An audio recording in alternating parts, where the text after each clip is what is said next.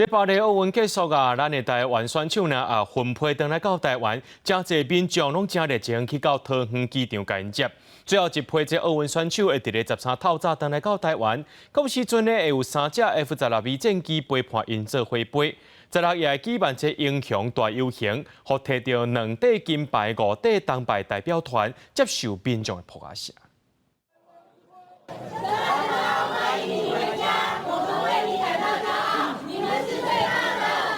民众热情发声迎接奥运英雄亚当陈文辉、彭婉玲甲台军道路嘉玲点建立运动会台，带上2届比奥运第头一轮输去。比赛了后，伊阿兄甲爱离开的路嘉玲讲要成英雄，重新再出发。目前的状况就是先休养，然后让他到好之后才会有之后的比赛。我们是有找到问题的方向，所以之后也会去做着手的改善。虽然没有办法拿奖牌回台湾，但是很满意这次的成绩，那我会再接再厉，继续加油。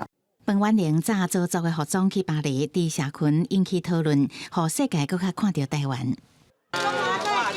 林晓婷伫台湾摕到历史性头一块奥运木胜球金牌，国民党中央党部发鸡排珍珠年茶作为庆祝。党主席朱立伦话希望明年成立体育部，听运动员来领鸡排的囡仔是为母国更入性别正义的林晓婷加油鼓励。林玉婷，我挺你。很感谢他为我们那个台湾争光体育界争光，拿到金牌不简单呢，加油！台大医师是警中的查某囝，用漫画加英文听林晓婷是生理女性。